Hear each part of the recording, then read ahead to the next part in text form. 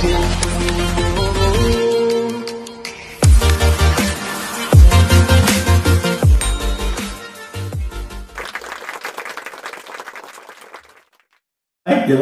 waktu di zaman SMA, saya tuh janji sama diri saya nggak mau pacaran.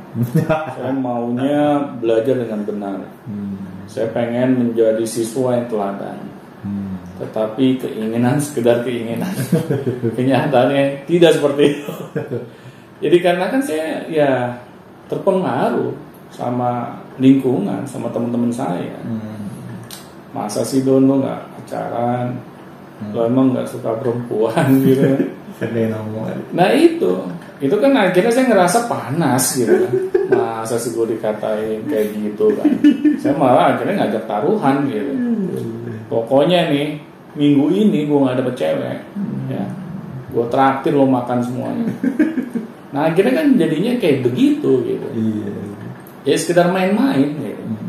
Cinta monyet tuh. Akhirnya saya ngeliat lawan jenis saya, ya saya tidak mau mengenal dia lebih jauh gitu. Saya hanya sekedar suka fisiknya. Dan akhirnya kan setelah saya suka fisiknya, saya dekati, kita jadian, ya sudah, begitu-begitu aja gitu. Kita tidak pernah misalnya mengenal visi misi kehidupannya, kita tidak mau mengenal keluarganya, kita hanya sekedar ya having fun saja gitu kan. Nah di sini akhirnya pacaran ini bukan bisa menjadi tolak ukur gitu kita untuk lebih mengenal pasangan kita. Karena di agama saja memang tidak disarankan gitu. Karena kalau kita pacaran itu lebih mendekatkan diri kita kepada yang namanya dosa. Kepada maksiat. Iya, kepada maksiat. Karena nggak mungkin orang pacaran nih bertahun-tahun namanya tidak pernah ngapa-ngapain. Ya. Nggak mungkin gitu. Karena ya kita udah jadian loh. Kita sudah proklamasikan gitu orang-orang kita jadian. Komitmen yang diada-ada. Nah akhirnya kan kita menunjukkan dong bahwa kita ini sudah ke orang-orang kita sudah jadian, kita sudah pacaran, dan kita boleh melakukan hal-hal yang sebelumnya kita nggak boleh gitu kan. Nah ini kan akhirnya kecenderungannya jadi ya sebenarnya kalau banyak yang kebablasan gitu, akhirnya kita bikin masalah baru gitu. Tanpa tahu visi misinya apa gitu ya. Pacaran ya senang-senang aja intinya gitu. Iya.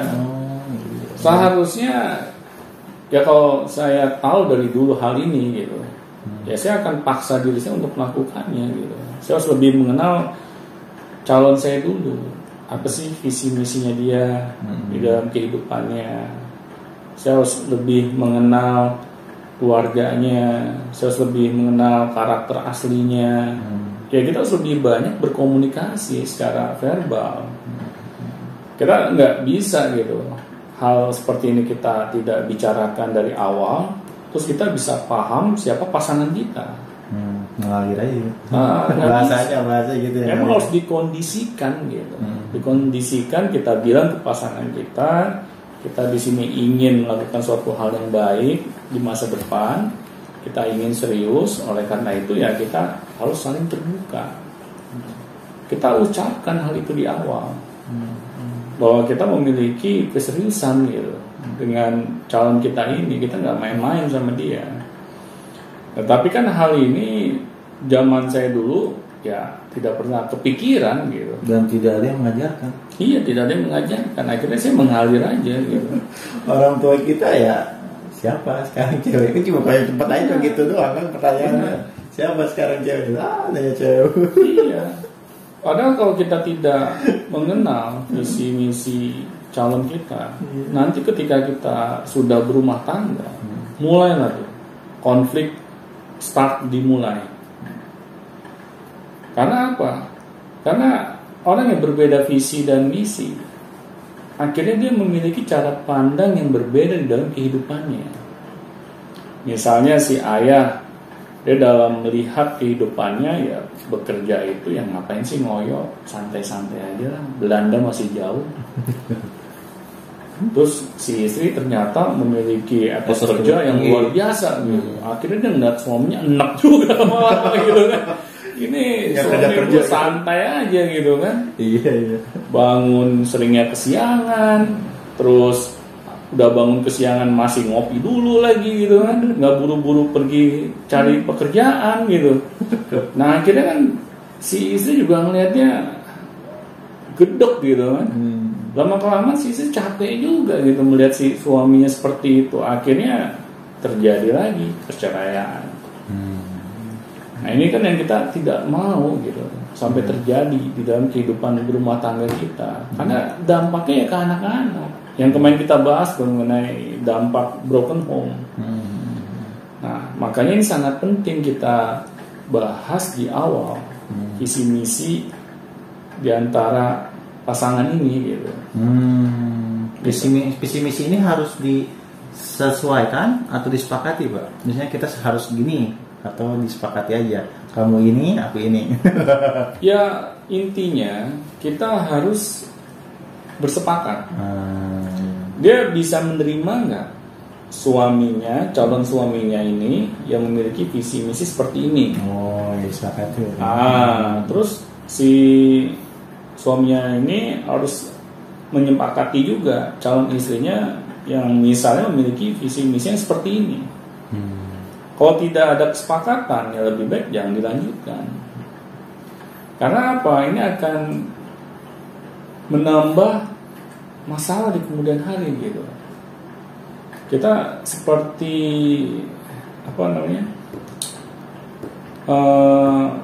menanam bibit yang buruk gitu, yang akhirnya ketika tumbuh ya tidak akan menjadi tanaman yang subur. Nah, di sini kan berarti kita harus benar-benar memilih gitu calon kita ini dengan baik gitu. Kita harus tahu visi misi kehidupan dia apa, bagaimana cara pandang dia melihat kehidupan. Jadi bukan hanya sekedar senang-senang saja gitu. Karena hal ini kalau tidak dibicarakan di awal akan sulit gitu. Kita akan bisa bersepakat pas sudah menikah. Dipaksakan pun kayaknya Iya, jadi cocok gitu. benar, pasti akan cekcok. Kecuali kalau ada yang ngalah salah satu ya. Sulit karena orang dewasa ini kan sudah punya karakter. Iya, punya ego super ego masing-masing. Iya. Kalau kita tidak bisa mengalahkan ego kita, ya pasti kita memilih ya untuk berpisah gitu.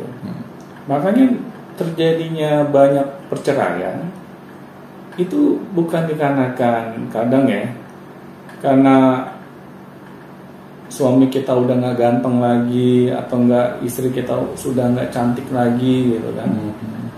Tetapi kita memiliki konflik batin gitu di dalam diri kita. Ini kok pasangan saya seperti ini ya.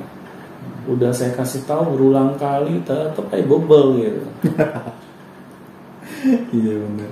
Akhirnya kan kita capek sendiri gitu. Kita kayak makan hati gitu. Akhirnya kita sudah nggak kuat lagi, sudah. Ya udah deh. Kayaknya gue nggak cocok sama lo. Kita pisah aja. Padahal pasangan kita secara fisik gitu ya masih ganteng, masih cantik, masih sehat, masih kuat, duitnya banyak gitu kan. Tetapi kita makan hati gitu. Karena makan hati ini lebih parah dibandingkan kita misalnya ya mohon maaf ya memiliki kesulitan dalam hal ekonomi. Masih banyak di luar sana ketika sebuah rumah tangga diuji dengan kesulitan ekonomi, masih banyak yang bisa bertahan karena dia merasa nyaman dengan pasangannya. Mereka bisa saling menyemangati gitu satu dengan yang lain.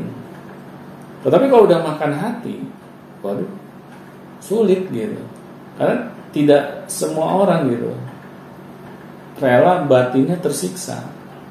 Nah di sini makanya pentingnya kita memilih pasangan yang memiliki visi dan misi yang sama. Udah bagaimana lagi? Soalnya kita kan mau hidup lama sama dia. Iya. Dan maksudnya visi misi ini salah satu bahan bakar lah ibarat kata mengarungi bahteranya rumah tangga gitu kan. Maksudnya nggak disepakati di awal, kita tiba-tiba cuman berkata, oh dia sangat baik. Iya. Banyak kayak begitu. Baiknya yang penting baik aja gitu kan. gitu. Iya.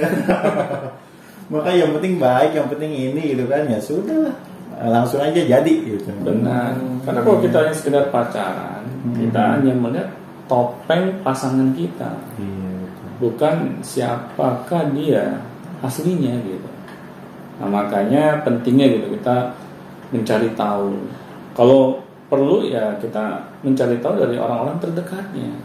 Nah cara mencari tahunya itu dari orang terdekat gitu. Iya. Bisa dari temannya, dari saudaranya, dari tetangganya gitu kan. Ya kita harus mau susah gitu. Karena kita kan ada keinginan serius gitu. Ingin melangsungkan pernikahan gitu, bukan hanya sekedar pacaran doang senang-senang. Nah di sini pentingnya kita mengetahui visi dan misi calon kita. Nah, terus tips yang ketiga, kita juga harus mengenal keluarga calon pasangan kita. Kenal di sini bukan hanya sekedar kenal sama ini ya, kedua orang tuanya saja, tapi kita harus kenal sama keluarga besarnya. Minimal gitu ya. Iya. Kenapa? Karena bisa jadi kita cocok nih dengan kedua orang tuanya, tetapi kita tidak cocok dengan keluarga besarnya. Misalnya keluarga besarnya ini senangnya membuli gitu kan diri kita, dan akhirnya setiap ada pertemuan keluarga kita inginnya selalu menghindar. Kita diajak ketemu, kita selalu ngasih alasan gitu kan agar kita tidak hadir gitu. Ini kan sebenarnya nggak baik juga gitu. Ya seharusnya kan yang namanya berkehidupan keluarga gitu kan, kita harus saling mengenal gitu satu dengan yang lain. Meskipun itu bukan keluarga terdekat kita, bukan keluarga inti maksudnya. Misalnya ya paman bibinya, kita harus mengenal mereka. Karena kalau kita tidak mengenal, tiba-tiba terjadi hal yang tidak diinginkan gitu, kita akhirnya ya selalu cepat mengambil keputusan. Malah yang kita ambil keputusan yang negatif ya. Kita tidak memikirkan ketika kita menikahi pasangan kita, itu samanya kita menikahi keluarga besarnya gitu. Iya, tidak terpikirkan seperti itu ya. Iya. Berpikirnya hanya kalau saya menikahi dia doang ya. Benar. Gak ada urusannya keluarga mah gitu ya. Mau bejat mau gimana gitu kan. Iya. Kita misalnya memutuskan bercerai gitu. Kita tidak memikirkan bagaimana nanti keluarga melihatnya seperti apa. Kita hanya ego saja gitu. Yang kita pikirkan hanya diri kita aja. Ya memang saya udah gak cocok sama pasangan saya, ya sudah. Ngapain saya harus ini kan, pertahankan. Kita gak memikirkan bagaimana perasaan paman dan bibinya. Padahal paman dan bibinya ini sudah mengamanahkan gitu, keluarganya bersama kita, hidup bersama kita. Ya seharusnya kan kita bertanggung jawab gitu. Tetapi kalau kita tidak mengenal keluarga besarnya, kita tidak bisa dekat dengan mereka, ya pasti kita akan mudah gitu melakukan hal-hal yang istilahnya negatif gitu. Karena tidak ada ininya, tamengnya gitu. Bariernya gitu. Kayak misalnya kalau kita kenal sama seluruh keluarganya kan, kalau ingin berbuat negatif tuh kayak malu, banyak banget gitu yang pasti disakiti lah, atau misalnya tidak menyakiti pihak dari pasangan saja atau keluarga.